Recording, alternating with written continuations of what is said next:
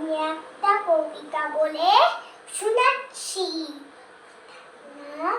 কাজের মাসি লিখেছে টুনটুনি চক্রবর্তী। কাছের মাসি রংটা তোমার কালো, তাকে কি সে যায় মনটা তোমার ভালো।